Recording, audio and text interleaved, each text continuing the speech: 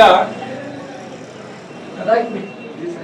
3 ದಿನಗಳ ಹಿಂದೆ ಸಂಸತ್ನಲ್ಲಿ ಗೌರವಾನ್ವಿತ ಈ ದೇಶದ ಗೃಹ ಸಚಿವರಾದಂಥ ಶ್ರೀ ಅಮಿತ್ ಶಾ ರವರು ಸಂವಿಧಾನ ಶಿಲ್ಪಿ, ನಮ್ಮೆಲ್ಲರ ಈ ದೇಶದ ಏಕತೆಗೆ ಭಂಗ ಬಾರದ ರೀತಿಯಲ್ಲಿ ಸಂವಿಧಾನವನ್ನು ರಚಿಸಿದಂಥ ಅಂಥ ಮಹಾನ್ ವ್ಯಕ್ತಿಯ ಬಗ್ಗೆ ಭಾಳ ಅಗೌರವವಾದಂಥ, ಭಾಳ ಹಗುರವಾದಂಥ ಮಾತುಗಳನ್ನು ಆಡಿರ್ತಕ್ಕಂಥದ್ದು. ಉದಾಹರಣೆಗೆ ಒಂದು 8 ಸಾರ್ತಿ ಅಂಬೇಡ್ಕರ್ ಅಂಬೇಡ್ಕರ್ ಅಂಬೇಡ್ಕರ್ ಅಂಬೇಡ್ಕರ್ ಅಂತ ನೀವೇನು ಜಪಿಸ್ತಾ ಇದ್ದೀರಿ, ಅದನ್ನು ಬಿಟ್ಟು ನೀವು ದೇವರೇ ದೇವರೇ ದೇವರೇ ಅಂದಿದ್ರೆ ನಿಮಗೆ ಸ್ವರ್ಗ ಸಿಕ್ತಿತ್ತು. ಅಂದರೆ ಏನು ಅಂಬೇಡ್ಕರ್ ಹೆಸರನ್ನು ತೆಗೆದುಕೊಂಡ್ರೆ ನಮಗೆ ಪಾಪ ಬರ್ತದೆ, ದೇವರ ಹೆಸರು ತೊಗೊಂಡ್ರೆ ಪುಣ್ಯ ಬರ್ತದೆ ಅನ್ನೋಂಥ ವರ್ಣನೆ ಮಾಡೋ ರೀತಿಯ ಪದ ಬಳಕೆ ಆಗಿರ್ತಕ್ಕಂಥದ್ದು ಭಾಳ ಖಂಡನೀಯ.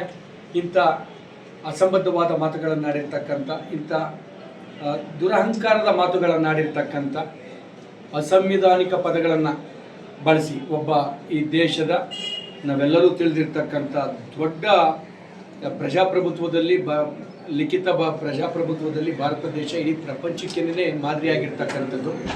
ಅಂಥ ದೇಶದ ಸಂವಿಧಾನದ ಶಿಲ್ಪಿಯನ್ನು ಅಗೌರವ ಸೂಚಿಸಿರ್ತಕ್ಕಂಥದ್ದು. ಇದು ಯಾವ ವ್ಯಕ್ತಿ ಆತನ ಕೃತ್ಯಗಳಿಂದ ಗಡೀಪಾರಾಗಿದ್ದಂಥವ್ರ ಬಾಯಲ್ಲಿ ಈ ಒಂದು ಮಾತುಗಳು ಅದು ಸಹಜ ಬಿಡಿ, ಅವರ ವ್ಯಕ್ತಿತ್ವವನ್ನು ತೋರಿಸ್ತಕ್ಕಂಥದ್ದು.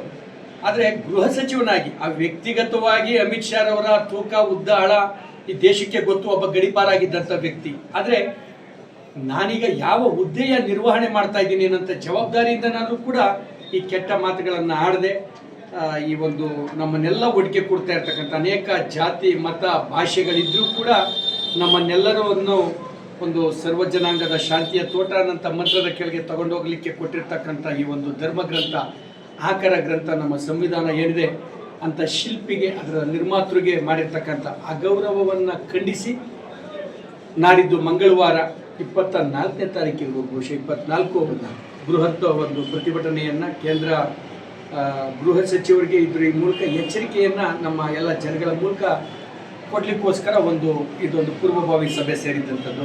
ಎಷ್ಟು ಸಾವಿರ ಜನ ಕನಿಷ್ಠ ಒಂದು 2-3 ಸಾವಿರ ಜನನಾದರೂ ಸೇರಿ ವಾಲಂಟಿಯರ್ ಇನ್ನೂ ಜಾಸ್ತಿ ಆಗ್ಬೋದು. ನಮ್ಮೆಲ್ಲರ ನಮ್ಮ ನಾಯಕರುಗಳ ನಿರೀಕ್ಷೆ ಕನಿಷ್ಠ ಆಗ್ಬೋದು. ನಮ್ಮ ನೋಡಿ, ಒಬ್ಬ ಸಾಮಾನ್ಯ ತಿಳುವಳಿಕೆ ಇರ್ತಕ್ಕಂಥ ನಮ್ಮ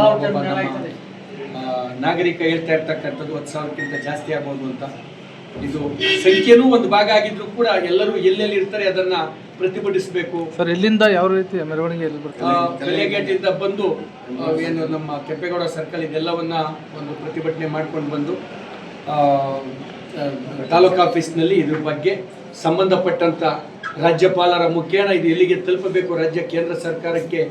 ಏಕೆಂದರೆ ಈ ಸಂವಿಧಾನ ನಮಗೆ ಈ ಸಂವಿಧಾನದ ಸುಂದರತೆ, ಬ್ಯೂಟಿ ಏನು ಅಂದರೆ ಕೇಂದ್ರ ಮತ್ತು ರಾಜ್ಯ ಸರ್ಕಾರಗಳ ಸಹಭಾಗಿತ್ವದಲ್ಲಿ ನಡೀತಾ ಇರ್ತಕ್ಕಂಥದ್ದು. ಇಲ್ಲದೆ ಹೋದರೆ ಈಗ ಒಂದು 15-20 ವರ್ಷಗಳ ಹಿಂದೆ ರಷ್ಯಾ ಏನಾಯಿತು, USSR ಅನ್ನೋಂಥ ಒಂದು ಅನೇಕ ರಾಜ್ಯಗಳ ಒಕ್ಕೂಟ ಏನಾಯಿತು ಅನ್ನೋಂಥ ವಿಚಾರ ನಮ್ಮ ಕಣ್ಣೆದುರಿಗಿದೆ.